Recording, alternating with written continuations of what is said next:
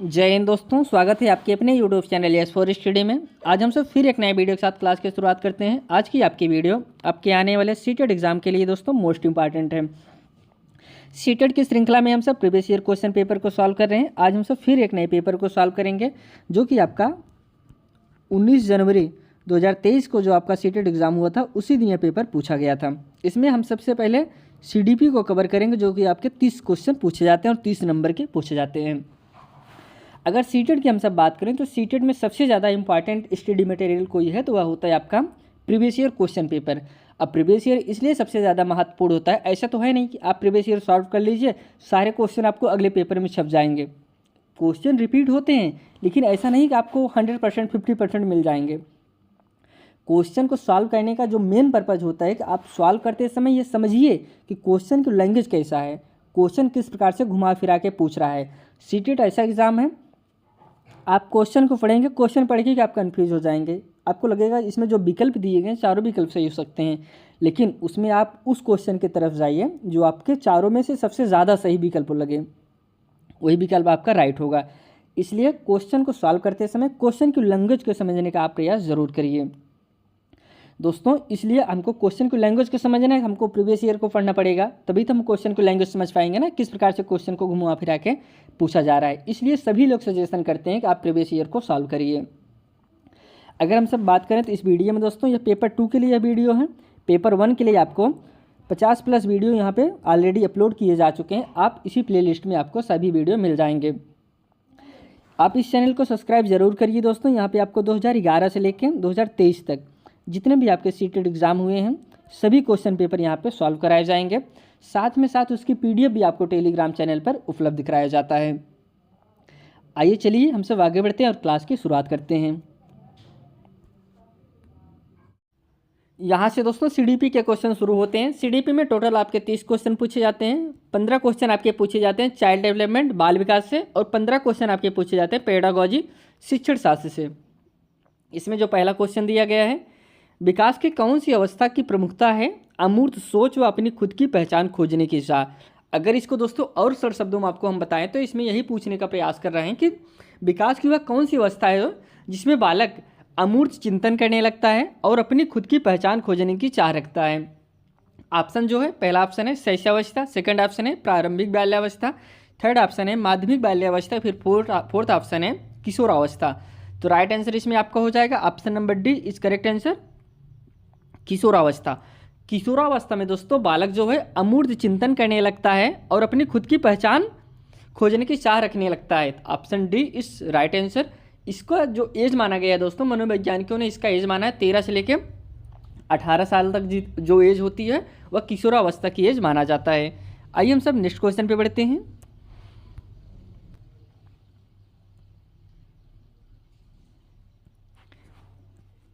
विकास के बारे में निम्न में से कौन सा कथन सही नहीं है? इसमें नहीं पूछा गया है। अब जो आपके पास ऑप्शन दिए गए हैं, जिस ऑप्शन में जो विकल्प आपका गलत होगा वही आपका सही आंसर होगा, क्योंकि इसमें नहीं पूछा गया है, नेगेटिव आपको बताना है। फर्स्ट ऑप्शन है विकास एक खास क्रमानुसार चलता है। सेकंड ऑप्शन है विकास विभेदन व एकीकरण के सिद्धांत का पालन करता है। थर्ड ऑप्शन है विकास दोस्तों पैर से सिर की दिशा में होता है। या फिर लास्ट ऑप्शन है विकास केंद्र से बाहर की दिशा में अग्रसर होता है। तो इसमें राइट आंसर दोस्तों आपका हो जाएगा सी ऑप्शन आपका गलत है। जो विकास होता है दोस्तों पैर से सिर की तरफ नहीं बढ़ता, बल्कि दोस्तों सिर से पैर की तरफ बढ़ता है। इसलिए यह ऑप्शन आपका गलत है। जो दिया गया है विकास पैर से सिर की दिशा में होता है दोस्तों। विकास अर्थ में कैसे होता है? विकास केंद्र से बाहर की तरफ होता है और दोस्तों सर से पैर की तरफ बढ़ता है। Option C is correct answer. आइए हम सब नेक्स्ट क्वेश्चन पे बढ़ते हैं। यहाँ पे हम विकास के बारे में आपको कुछ पॉइंट है, इसको आप जान लीजिए। आपके एग्जाम में काफ़ी बार यह पूछा गया है। विकास एक खास क्रमानुसार चलता है। विकास विभेदन व एकीकरण के सिद्धांत का पालन करता है दोस्तों। विकास केंद्र से बाहर की दिशा में अग्रसर होता है। विकास जीवन प्रयत्न चलता है दोस्तों। इसको यह बहुत ही इंपॉर्टेंट पॉइंट है, आपके एग्जाम में काफ़ी बार यह पूछा गया। विकास जो है जीवन प्रयत्न चलने वाली प्रक्रिया है दोस्तों। इसके गति जो है तेज धीम हो सकती है, लेकिन यह रुकता नहीं। विकास जो है आपका रुकता नहीं है, वृद्धि आपकी रुक जाती है, लेकिन विकास आपका जीवन प्रयत्न चलता रहता है। इसकी गति में तेज हो सकती है, स्लो हो सकती है, लेकिन यह रुकता कभी नहीं है। और विकास दोस्तों बहुआयामी होता है। आइए हम सब अगले क्वेश्चन पे बढ़ते हैं।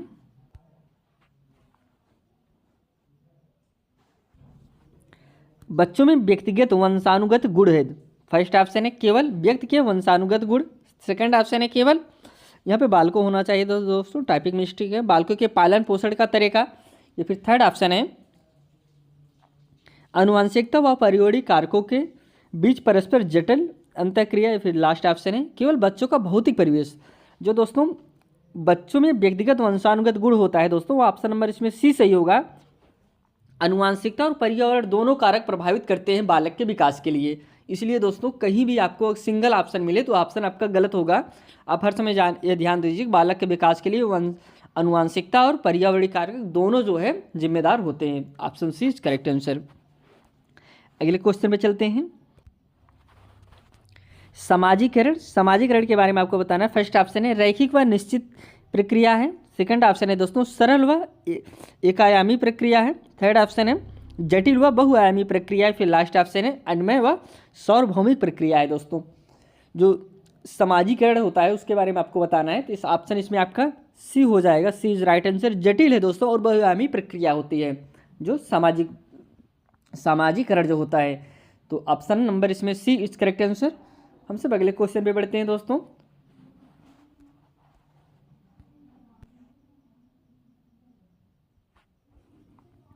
जिन पियाजे ने सुझाव दिया कि फर्स्ट ऑप्शन है बच्चों बड़ों से अलग सोचते और सीखते हैं। सेकंड ऑप्शन है भाषा विकास को सुसाध्य करती है। इसमें दोस्तों जिन पियाजे के अनुसार आपको बताना है। अगला ऑप्शन है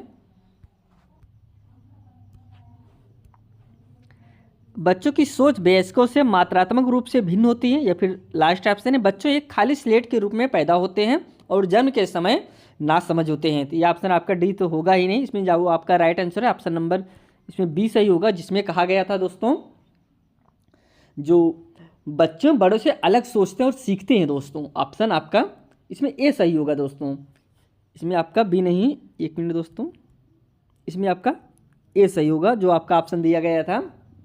बच्चे जो हैं बड़ों से अलग और सोचते हैं और सीखते हैं। दोस्तों ऐसा किसका मानना था? ऐसा जिन पियाजे का मानना था। जिन पियाजे का सिद्धांत आप जानते रहिए, एग्जाम में काफ़ी बार पूछता है। इनका जो सिद्धांत, इन्होंने जो सिद्धांत दिया था उसका नाम है संज्ञानात्मक विकास का सिद्धांत का प्रतिपादन आपके जिन पियाजे ने किया था। अगला क्वेश्चन है, इसमें दोस्तों मिलान कहना है। कह रहे निम्न में से किस युग्म का मिलान सही है? इसमें आपको बताना है जो आप मिलान जो सही है, बाकी जो गलत है उसको नहीं बताना है। फर्स्ट ऑप्शन है दोस्तों, कह रहे हैं शिशु अवस्था 6 से 11। इसके बाद है दोस्तों माध्यमिक बाल्यावस्था 2 से 6 साल बताएं दोस्तों। थर्ड ऑप्शन है अमूर्त संक्रियात्मक अवस्था 11 साल से अधिक। या फिर लास्ट है दोस्तों पूर्व संक्रियात्मक चरण जन्म से 2 वर्ष। अब इसमें कौन सा ऑप्शन, देखो यह जो बात करें जन्म से लेकर 2 वर्ष तक, यह कौन सी अवस्था होती है? शिशु अवस्था होती है, जैसे हम शैशवावस्था के नाम से भी जानते हैं। तो ऑप्शन आपका ए भी नहीं सही होगा और डी भी नहीं सही होगा। अब इसमें बचा कौन है? बी बचा है, करें माध्यमिक बाल्यावस्था 2 से 6 साल होता है, यह भी आपका गलत है। ऑप्शन नंबर इसमें सी आपका सही होगा, अमूर्त संक्रियात्मक अवस्था जो 11 साल से अधिक है। Option C is correct answer.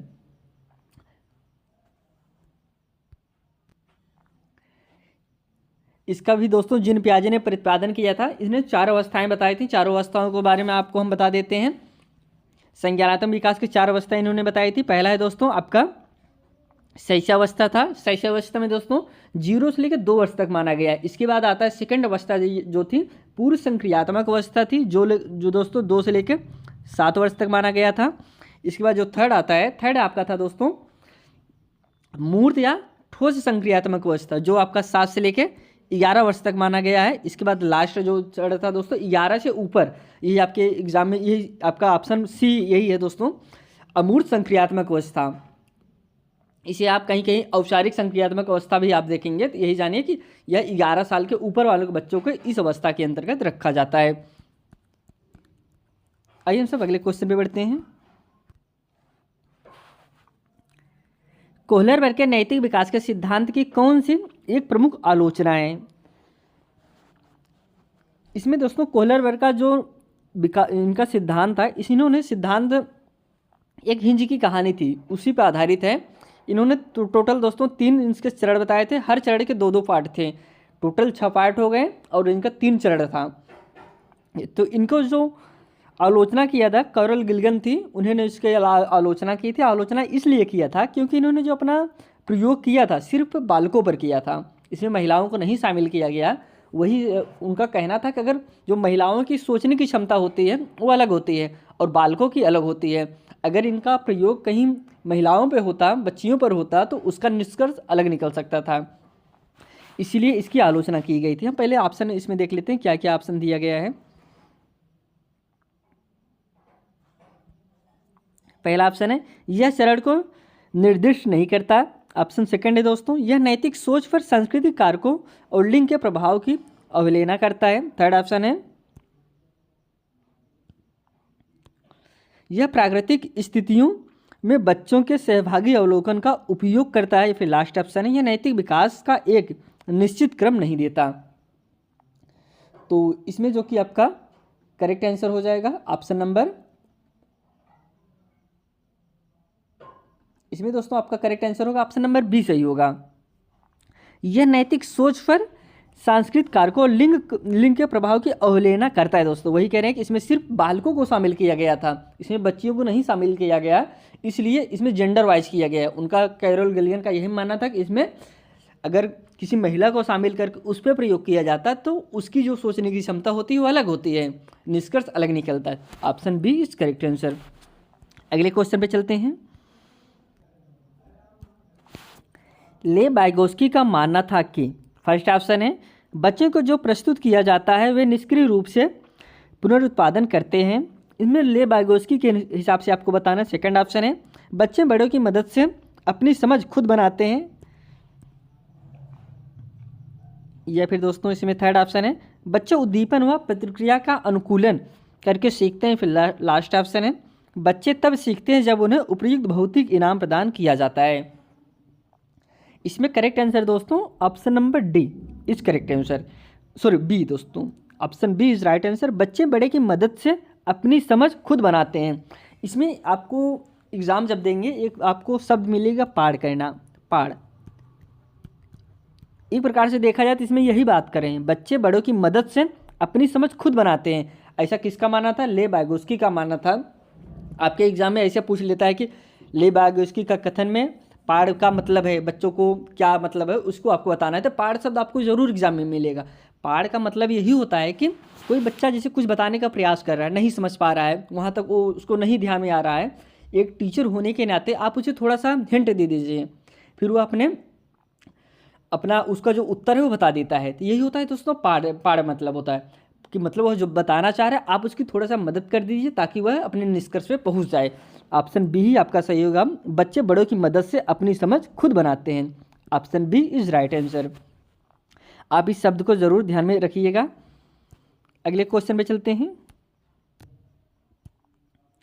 ले बाइगोस्की ने संज्ञानात्मक विकास के सिद्धांत में खाली जगह जैसे मनोवैज्ञानिक उपकरणों को बहुत महत्वता दी है। फर्स्ट है भाषा, सेकंड है कैलेंडर, थर्ड है दोस्तों कैलकुलेटर, फिर लास्ट है मोबाइल। इसमें कौन दोस्तों? ले बाइगोस्की ने। इसमें राइट आंसर आपका हो जाएगा option number A is correct answer. भाषा को इन्होंने बहुत महत्वता दी है। Option A is correct answer. Next question है, एक प्रगतिशील कक्षा में फर्स्ट ऑप्शन है बच्चों का सीखना इनाम व सजा के प्रयोग से नियंत्रित होता है। सेकंड ऑप्शन है बच्चों को सख्त निगरानी में रखना चाहिए व अनम्य पाठचर्या अपनानी चाहिए। थर्ड ऑप्शन है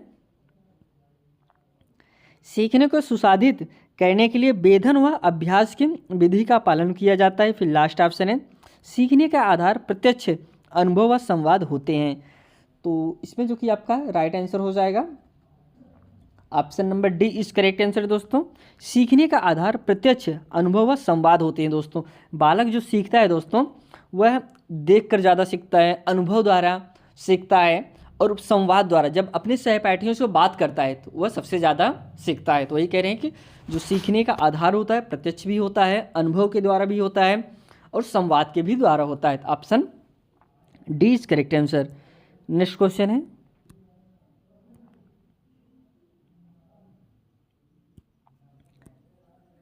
कह रहे हैं कौन सी बुद्धि का प्रदर्शन करने वाले व्यक्ति अपने भावनाओं के बारे में गहराई से जानते जानते हैं और अपने गुणों को पहचानते हैं।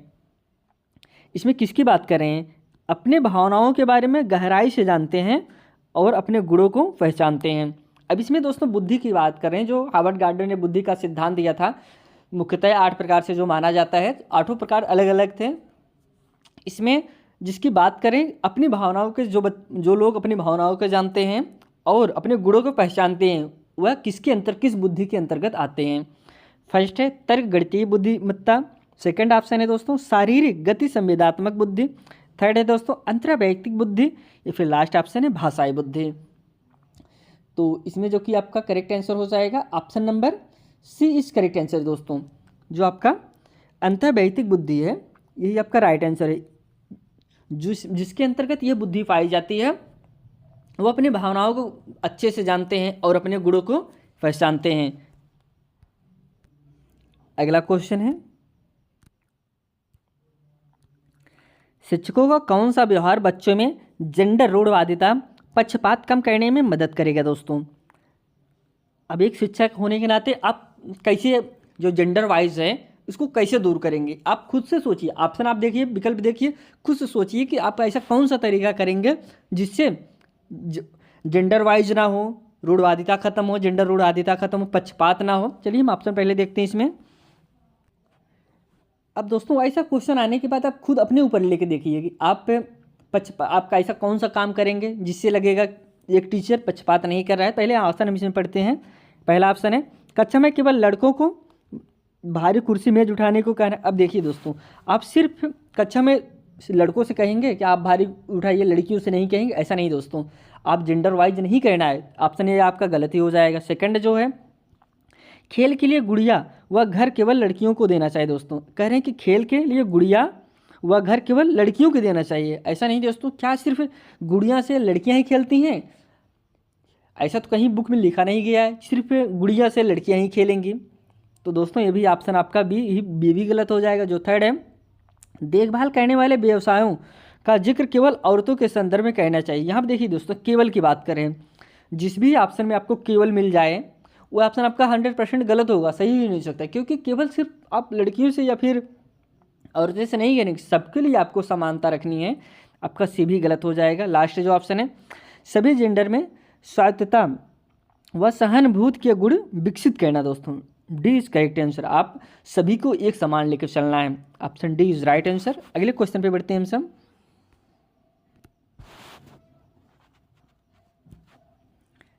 कौन सा परिप्रेक्ष्य भाषा को संज्ञान को सुसाधित करने वाले महत्वपूर्ण उपकरण के रूप में देखता है? फर्स्ट है व्यवहारवादी, सेकंड है दोस्तों सूचना संक्रमण, थर्ड है दोस्तों सामाजिक संस्कृति, या फिर लास्ट ऑप्शन है मनोगतिशील। इसमें जो बात कर रहे हैं भाषा को संज्ञान को सुसाधित करने वाले महत्वपूर्ण उपकरणों के रूप में देखता है। इसमें ऑप्शन आपका सी इज करेक्ट आंसर, सामाजिक और संस्कृति।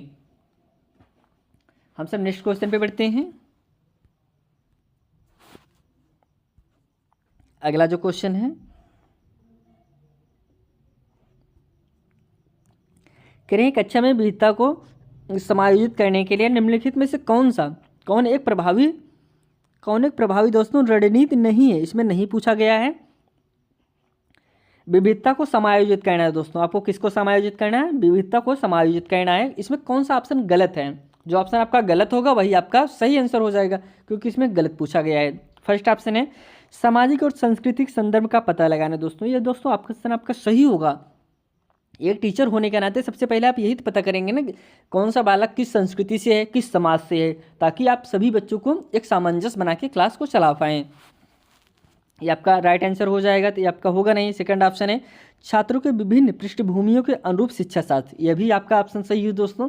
इसमें गलत हमको पहले है ना, ये भी आप ऑप्शन सही है। छात्रों के विभिन्न पृष्ठभूमियों के अनुरूप आप शिक्षा शास्त्र करेंगे, शिक्षा करेंगे, बालक को देंगे। अगला ऑप्शन जो है ऐसे विविध उदाहरण प्रदान करना जो सभी विद्यार्थियों के लिए अर्थपूर्ण है दोस्तों। ये भी तो आपका सही होगा दोस्तों। आप ऐसा उदाहरण क्यों देंगे जो बालक को समझ में ही ना आए? जिससे भी आप ऐसे उदाहरण का प्रयोग ना करिए। जैसे अभी आपको जानवर के बारे में बताना है, ऐसे जानवर के बारे में आप बालक को बताइए जो बालक अपने घर पे देखता हो, उस जानवर के लिए जैसे बिल्ली हो गया, कुत्ता हो गया, इस चीज़ का उदाहरण आप देंगे तुरंत समझ जाएगा। अभी आप कंगारू के बारे में बताएंगे तो बालक कैसे समझ पाएगा, कंगारू तो देखा ही नहीं है। इसलिए आपको ऐसे उदाहरण प्रस्तुत करना चाहिए जो बालक अपने परिवेश में देखता हो। ये भी ऑप्शन आपका सही हो जाएगा। अगले ऑप्शन पे चलते हैं, लास्ट पे। निर्दोषी के मानक सेट का उपयोग करना और शिक्षार्थियों को पृष्ठभूमि को अनदेखी करना। दोस्तों ऑप्शन ये आपका गलत हो जाएगा, और गलत ही आपका उसमें राइट आंसर होगा, क्योंकि उसमें नहीं पूछा गया है। आप उनकी जो पृष्ठभूमि है उनको अनदेखा नहीं करेंगे। आप वो किस क्षेत्र से आए हैं, मान लीजिए आप और दूसरे क्षेत्र से आए हैं, दूसरे कल्चर से, आप उन्हें अनदेखा नहीं कर सकते हैं। इसलिए आपका डी ही सही आंसर होगा। अगले क्वेश्चन पे बढ़ते हैं। निम्नलिखित में से अर्थपूर्ण अधिगम के लिए आकलन की विशेषता क्या होनी चाहिए। दोस्तों अर्थपूर्ण अधिगम के लिए आकलन आपको करना है। फर्स्ट ऑप्शन है मानकीकृत, सेकंड ऑप्शन है दोस्तों व्यापक, थर्ड ऑप्शन है रचनात्मक, या फिर दोस्तों लास्ट ऑप्शन है गुणात्मक। इसमें राइट आंसर होगा दोस्तों ऑप्शन नंबर, एक मिनट, अब इसमें देखिए दोस्तों आपका तो वैसे ऑप्शन इसमें सी सही हो जाएगा, रचनात्मक। अर्थपूर्ण अधिगम के लिए आकलन की विशेषता क्या होनी चाहिए, रचनात्मक। ऑप्शन आपका फार्मेटिव करेक्ट आंसर है, लेकिन अगर आपके ऑप्शन में फार्मेटिव ना रहे, रचनात्मक ना रहे, तो आपका व्यापक सही हो जाएगा। बाकी ऐसे विकल्प तरह आपको नहीं जाना है, मानकीकृत स्टैंडर्ड से आप नहीं कर सकते हैं। इसलिए ये विकल्प आपको ऑप्शन में आपके एग्जाम में ज़रूर मिलेगा, ऑप्शन में आपके रहेगा, लेकिन आपको इस विकल्प की तरफ नहीं जाना होगा। आइए हम सब अगले क्वेश्चन पे बढ़ते हैं।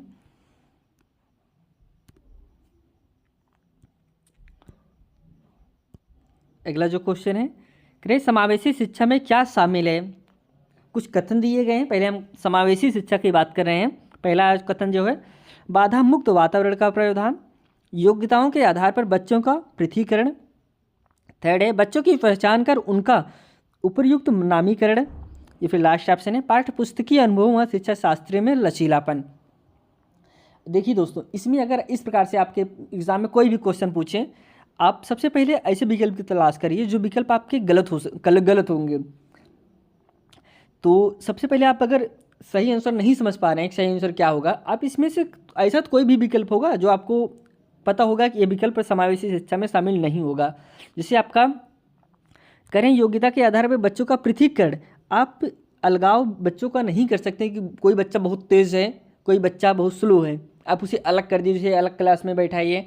जो बच्चा नहीं कम तेज़ है उसे अलग क्लास में करिए, आप इस हिसाब से पृथकीकरण नहीं कर सकते हैं। इसलिए दूसरा ऑप्शन आपका जिस विकल्प में होगा ऑप्शन आपका गलत होगा। पहले हम इसको शार्ट लेते हैं, जैसे बी है, बी में दूसरा ऑप्शन है तो आपका यह गलत हो जाएगा। इसके बाद डी है दोस्तों, यह भी आपका गलत हो जाएगा। अब बचा कौन, थर्ड बचा है, वो फर्स्ट बचा है और थर्ड बचा है।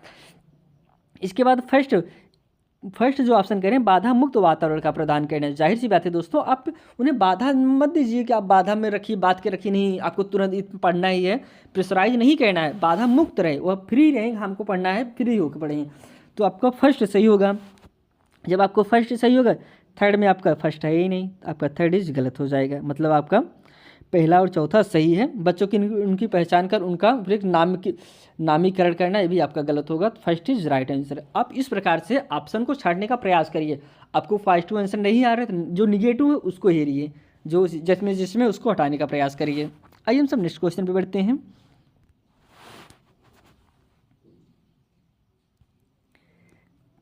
छात्रों के विविध समूह के साथ बातचीत करते समय एक शिक्षक को क्या नहीं करना चाहिए, इसमें नहीं पूछा गया है। फर्स्ट ऑप्शन है, अब इसमें जो ऑप्शन आपका गलत होगा वही आपका सही आंसर होगा, क्योंकि इसमें निगेटिव पूछा गया है। बहस और चर्चा को प्रोत्साहित, अगला जो ऑप्शन है अपने स्वयं के पूर्वाग्रह रूढ़ियों पर चिंतन,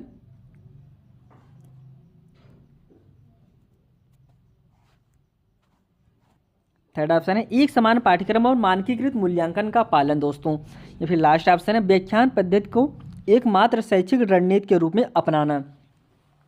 इसमें क्या नहीं करना चाहिए, आपको यही नहीं करना पड़ेगा कि एक समान पाठ्यक्रम और मानकीकृत मूल्यांकन का पालन दोस्तों। इस प्रकार से आप नहीं कर सकते एक समान सभी का पाठ्यक्रम का लागू करें, क्योंकि दोस्तों जैसे आपके बालक में, आपके क्लास में कोई बालक है जो दृष्टिबाधित है, देख नहीं सकता, क्या उसको भी आप एक ही जैसे पढ़ाएंगे जैसे सब बालों को पढ़ा रहे हैं? नहीं, आप उसको ब्रेल लिप के जरिए पढ़ाइए, और जो बच्चा सही है उसे आप चाहे जैसे पढ़ाइए पढ़ लेगा। इसलिए दोस्तों जो बच्चा नहीं सुन पा रहा है उसके लिए आप चित्रात्मक पद्धति का प्रयोग करिए।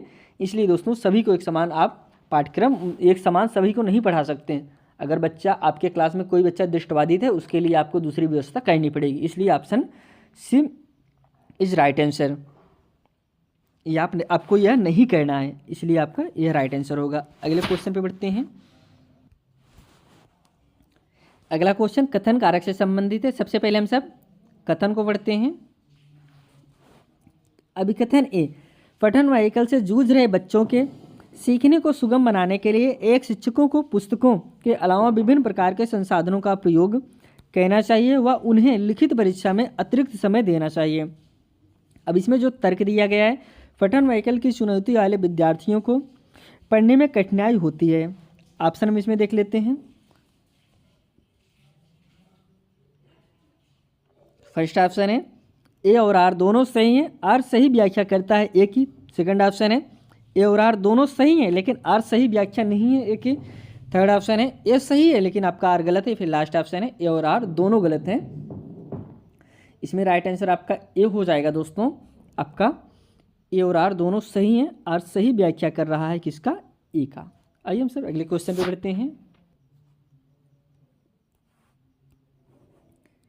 कौन सा उदाहरण सहायकी तकनीक का इस्तेमाल करते हुए दृष्टिबाधित विद्यार्थियों की मदद करेगा? फर्स्ट ऑप्शन है हेडफोन, चित्र आधारित वर्कशीट, पढ़ने व लिखने के लिए ब्रेल लिप प्रणाली, या फिर दोस्तों श्रवण में मदद करने का उपकरण। दोस्तों बच्चा कैसा है? वह दृष्टिबाधित है दोस्तों। अब दृष्टिबाधित विद्यार्थी के लिए आप क्या करेंगे? हेडफोन का प्रयोग करेंगे। आप कर सकते हैं, हेडफोन का प्रयोग कर सकते हैं, लेकिन इसमें जो अब आपको हम शुरू में बताए थे जो ऑप्शन सबसे ज़्यादा सही रहे वही ऑप्शन आपका राइट आंसर होगा। इसमें जो सबसे ज़्यादा इसमें जो सेकंड है दोस्तों चित्र आधारित। अब बच्चा देख नहीं पा रहा, आप चित्र आधारित प्रयोग करेंगे, नहीं कर सकते हैं। थर्ड है पढ़ने व लिखने के लिए ब्रेल लिप का प्रणाली का प्रयोग करेंगे। ऑप्शन सी आपका सही होगा दोस्तों। ब्रेल लिप ऐसा है दोस्तों जैसे उसमें थोड़ा सा उभरा हुआ चित्र, जैसे कोई का लिखा गया है का थोड़ा सा उभरा रहेगा, बच्चा जब टच करेगा वो समझ जाएगा क्या किस प्रकार से लिखा गया है। इसलिए option C is correct answer. अब कहेंगे जैसे सी ना होता सिर्फ आपका ए भी सही कर सकते हैं, हेडफोन का प्रयोग करेंगे, लेकिन सिर्फ हेडफोन से ही बालक को आप नहीं पढ़ा सकते हैं। उसके लिए उसको समझना भी ज़रूरी है, लिखना भी ज़रूरी है। इसलिए सबसे सही आंसर जो है पढ़ने व लिखने के लिए ब्रेल प्रणाली का प्रयोग करेंगे। ये ऑप्शन नहीं होता तो फिर आप विकल्प में इसको आप सही कर सकते थे। इसलिए दोस्तों आप सबसे पहले विकल्प चारों विकल्प पढ़िए, चारों विकल्प में जो सबसे ज़्यादा सही ऑप्शन रहे उसी तरफ आपको जाना है। आइए हम सब अगले क्वेश्चन पे बढ़ते हैं।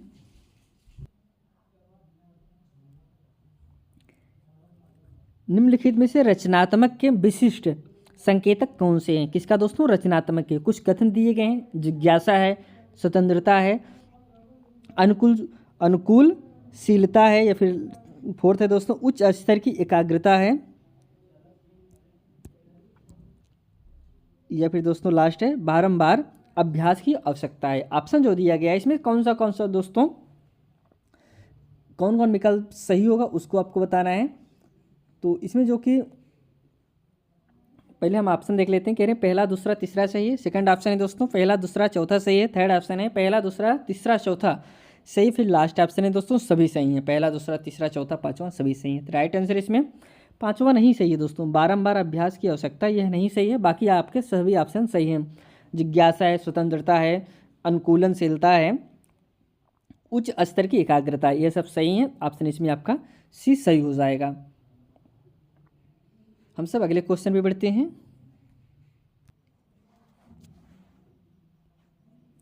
अभिकथन ए दोस्तों प्रभावी अध्ययन के लिए केवल शिक्षकों को कक्षा में प्रश्न पूछना चाहिए, ना कि बच्चों को। दोस्तों कथन कारक से संबंधित क्वेश्चन है। करें कि प्रभावी अध्ययन के लिए केवल शिक्षकों को कक्षा में प्रश्न पूछना चाहिए, ना कि बच्चों को। दोस्तों यह तो आपका गलत ही हो जाएगा ना। तो ऑप्शन ऐसा तो नहीं सिर्फ शिक्षक के क्वेश्चन पूछें बालक नहीं पूछे। जब तक दोस्तों एक दूसरे से क्वेश्चन नहीं पूछेंगे तब तक बालक नहीं सीख सकता। अब लेकिन हम तर्क देखते हैं। बच्चे निष्क्रिय श्रवण की प्रक्रिया के माध्यम से सर्वाधिक अर्थपूर्ण ढंग से सीखते हैं। अब दोस्तों आप कथन कारक को ही समझ गए होंगे, पढ़ के समझ गए होंगे इसमें ऑप्शन सा कौन सा सही होगा, लेकिन हम ऑप्शन देखते हैं पहले। इसमें फर्स्ट ऑप्शन है ए और आर दोनों सही हैं और आर सही व्याख्या करता है एक ही, या फिर सेकंड ऑप्शन है दोस्तों ए और आर दोनों सही हैं लेकिन आर सही व्याख्या नहीं है एक ही। थर्ड है दोस्तों ए सही है लेकिन आपका आर गलत है। फिर लास्ट ऑप्शन है ए और आर दोनों गलत हैं। तो इसमें करेक्ट आंसर हो जाएगा दोस्तों ऑप्शन नंबर, इसमें दोनों गलत हैं दोस्तों। इसमें जो ऑप्शन दिया गया है दोनों, ऑप्शन डी इस करेक्ट आंसर, आपका ए और आर दोनों गलत हैं। अगले क्वेश्चन पे बढ़ते हैं। अगला भी क्वेश्चन दोस्तों कथन कारक से संबंधित है। सबसे पहले हम सब कथन को पढ़ते हैं। अभी कथन ए दोस्तों, शिक्षकों को विद्यार्थियों की ज़रूरतों के अनुसार उचित और उपयुक्त पाठ प्रदान करना चाहिए। दोस्तों हमने आपको बीच में बता दिया पाठ का मतलब होता क्या है। तर्क क्या है दोस्तों, अधिगम या सीखना एक सहयोगी प्रक्रिया है। अब ऑप्शन हम इसमें देख लेते हैं। फर्स्ट ऑप्शन है ए और आर दोनों सही है, आर सही व्याख्या करता है एक ही। सेकंड ऑप्शन है दोस्तों ए और आर दोनों सही है लेकिन आर सही व्याख्या नहीं है एक है। थर्ड ऑप्शन है ए सही है लेकिन आपका आर गलत है। फिर लास्ट ऑप्शन है ए और आर दोनों गलत हैं। तो इसमें जो कि आपका करेक्ट आंसर हो जाएगा ऑप्शन नंबर, इसमें देखिए पाड़ की बात करें, पाड़ का मतलब पहला ऑप्शन आपको हम बताए थे जहाँ पे आपको पाड़ मिल जाए।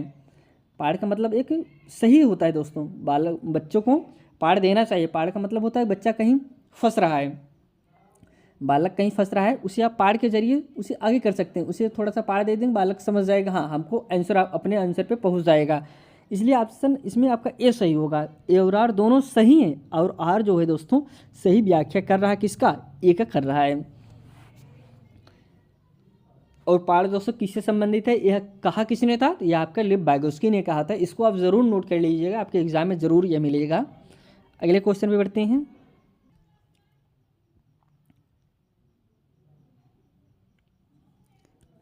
शिक्षकों को प्राथमिक माध्यमिक स्कूली कक्षाओं में बच्चों की असफलता के किस प्रकार देखना चाहिए। दोस्तों अब एक टीचर होने के नाते आप कैसे बालक को देखेंगे, कोई बच्चा असफल हो गया आप उसे किस प्रकार से देखना चाहेंगे, इग्नोर करेंगे या फिर आप डांटेंगे मारेंगे, आपको क्या करना चाहिए। पहले हम ऑप्शन देख लेते हैं। बच्चों को कम योग्यताओं का प्रतिबिंबन, या फिर सेकंड ऑप्शन है दोस्तों शिक्षकों की कम योग्यता का प्रतिबिंबन, माता पिता की कम योग्यता का प्रतिबिंबन, या फिर लास्ट ऑप्शन है स्कूली तंत्र की कार्यशीलता का प्रतिबिंबन। दोस्तों वह बालक असफल हुआ है, इसमें दोष किसका है दोस्तों, ऑप्शन नंबर डी सही होगा, स्कूली तंत्र की कार्यशीलता का प्रतिबिंबन। दोस्तों कहने का तात्पर्य दोस्तों आपके सीटेट एग्जाम में हर चीज़ें गलत हो सकती हैं, पढ़ाने का तरीका गलत हो सकता है, टीचर गलत हो सकता है, जो आपके पास इंस्ट्रूमेंट है पढ़ाने के वो गलत हो सकते हैं, लेकिन एक चीज़ कभी नहीं गलत होता, वो बालक होता है। दोस्तों आपको कभी बालक को दोष नहीं देना चाहिए, आपको कभी बालक के माता पिता को नहीं दोष देना चाहिए, माता पिता नहीं पढ़ा पाए, नहीं समझ आ पाए इसलिए बालक फेल हो गया। आपके क्लास में 100 बच्चे हैं, 100 बच्चे में 99 बच्चे पास हो गए, एक बच्चा फेल हो गया, उसमें आप सफल नहीं माने जाएंगे, उसमें आप असफल माने जाएंगे, क्योंकि एक बच्चा आपकी क्लास में फेल हो गया। उसमें गलती किसकी है, उसमें गलती आपकी होगी ना कि बालक की होगी। ये आपका सीटेट में आपको इस चीज़ का ज़रूर ध्यान देना होगा। आपके एग्जाम में क्वेश्चन बन जाए कि आपके क्लास में 100 बच्चे हैं, 100 बच्चे में दोस्तों 99 बच्चे पास हो गए, बच्चा फेल हो गया, उसमें दोष किसका है, टीचर का है, बच्चे का है, बच्चों को नहीं आ रहा था, बच्चे का परिवार की गलती है। इसमें आपको दोस्तों हर समय टीचर को लगाना पड़ेगा, टीचर की गलती की वजह से फेल हो गया, स्कूल का मैनेजमेंट की वजह से फेल हो गया। आपको कभी भी बालक के माता पिता के ऊपर दोष नहीं देना है आपके पूरे सीटेट के एग्ज़ाम में। इसलिए डी इसमें सही होगा दोस्तों, स्कूली तंत्र की कार्यशीलता का प्रतिबिंबन। अगले क्वेश्चन पे बढ़ते हैं। कह रहे हैं एक सामाजिक रचनात्मक कक्षा में अधिगम, फर्स्ट ऑप्शन है निष्क्रिय और व्यक्तिगत है, सेकंड ऑप्शन है सक्रिय और व्यक्तिगत है, थर्ड ऑप्शन है सक्रिय और सामाजिक है, फिर लास्ट ऑप्शन है निष्क्रिय और सामाजिक है। दोस्तों एक सामाजिक रचनात्मक कक्षा में दोस्तों अधिगम किस प्रकार से उसको आपको बताना है। इसमें राइट आंसर आपका हो जाएगा ऑप्शन नंबर सी सही है दोस्तों, सक्रिय और सामाजिक होगा। दोस्तों एक सामाजिक रचनात्मक कक्षा में अधिगम किस प्रकार से होता है, सक्रिय भी रहेगा और सामाजिक भी रहेगा। ऑप्शन सी इस करेक्ट आंसर। नेक्स्ट क्वेश्चन है दोस्तों, यहाँ पे पहले खाली जगह में समस्या को कई मध्यवर्ती लक्ष्यों में विभाजित किया जाता है और फिर प्रत्येक उप लक्ष्य को हल करने पर ध्यान केंद्रित किया जाता है। फर्स्ट ऑप्शन है कार्यात्मक स्थिरता, सेकंड ऑप्शन है कलन विधि, थर्ड ऑप्शन है साधन लक्ष्य विश्लेषण, फिर लास्ट ऑप्शन है अनुक्रिया समुच्चय, जो कि इसमें आपका राइट आंसर हो जाएगा ऑप्शन नंबर सी साधन लक्ष्य विश्लेषण होगा right answer. Option number C is correct answer. Next question है, अगला क्वेश्चन स्टेटमेंट से संबंधित है, कथन कारक से। सबसे पहले हम सब कथन को समझते हैं। कथन है दोस्तों, अब कथन ए है, शिक्षकों को बच्चों की मानसिक स्थिति व संवेगात्मक जरूरतों की उपेक्षा करनी चाहिए। तर्क जो है, अकादमिक अधिगम बच्चे के संवेगात्मक स्वास्थ्य से प्रभावित नहीं होता है दोस्तों। ऑप्शन जो दिया गया है, फर्स्ट ऑप्शन है ए और आर दोनों सही है, आर सही व्याख्या करता है ए की। सेकंड ऑप्शन है ए और आर दोनों सही है लेकिन आर सही व्याख्या नहीं है ए का। थर्ड ऑप्शन है ए सही है लेकिन आपका आर गलत है। फिर लास्ट ऑप्शन दोस्तों ए और आर दोनों गलत हैं, तो जो कि इसमें आपका करेक्ट आंसर हो जाएगा ऑप्शन नंबर डी दोस्तों। इसमें दोनों गलत हैं, आपका ए भी गलत है और आपका आर भी गलत है। अगला क्वेश्चन है, अधिगम को कैसे सुसाधित करना चाहिए दोस्तों। फर्स्ट ऑप्शन है अर्थपूर्ण खोज द्वारा, सेकंड ऑप्शन है विद्यार्थियों में प्रतिस्पर्धा को बढ़ावा देकर, थर्ड ऑप्शन है भौतिक पुरस्कार देकर, फिर लास्ट ऑप्शन है नकारात्मक पुनर्बलन देकर। दोस्तों अधिगम को कैसे आप सुसाधित करना चाहिए दोस्तों, किस प्रकार से अधिगम को आप अच्छे से कर सकते हैं। पहला ऑप्शन जो है इसमें अर्थपूर्ण खोज द्वारा, तो राइट आंसर इसमें जो आपका हो जाएगा ऑप्शन नंबर ए होगा दोस्तों। अर्थपूर्ण खोज द्वारा आप जब बच्चों को खोजी बनाने का प्रयास करिए, अन्वेषण के द्वारा बालक सीखे, यह विकल्प आपका राइट होगा। खुद से खोजने का प्रयास करें, option A is correct answer. इसमें सेकंड ऑप्शन प्रतिस्पर्धा अर्थस्पर्धा आपको नहीं कराना है कि आप एग्जाम ले लें, दोनों पता कर लें कौन बच्चा पास है, कौन बच्चा ज़्यादा आ रहा है, कौन बच्चा कम आ रहा है। इस एग्ज़ाम के जरिए आप बालक का विभेदन नहीं कर सकते हैं, इसलिए ऑप्शन ए आपका राइट होगा। अगले क्वेश्चन में बढ़ते हैं,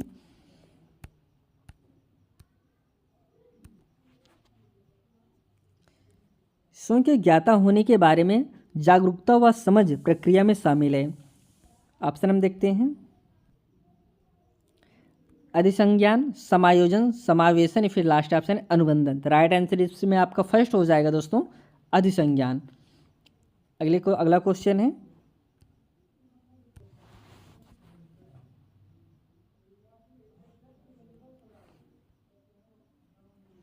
इसमें जो अगला क्वेश्चन है दोस्तों, कह रहे हैं कि शिक्षकों में मान्यता रखनी चाहिए कि योग्यता खाली जगह और विद्यार्थियों को खाली जगह तय करने के लिए प्रोत्साहित करना चाहिए। फर्स्ट ऑप्शन है स्थिर महारत उन्मुख लक्ष्य, सेकंड ऑप्शन है स्थिर प्रदर्शन उन्मुख लक्ष्य, थर्ड ऑप्शन है वर्धिक महारत उन्मुख लक्ष्य, फिर लास्ट ऑप्शन है वर्धिक प्रदर्शन उन्मुख लक्ष्य। तो राइट आंसर इसमें हो जाएगा ऑप्शन नंबर आपका सी सही होगा, वार्धिक महारत उन्मुख लक्ष्य। Option C is correct answer. Next question है,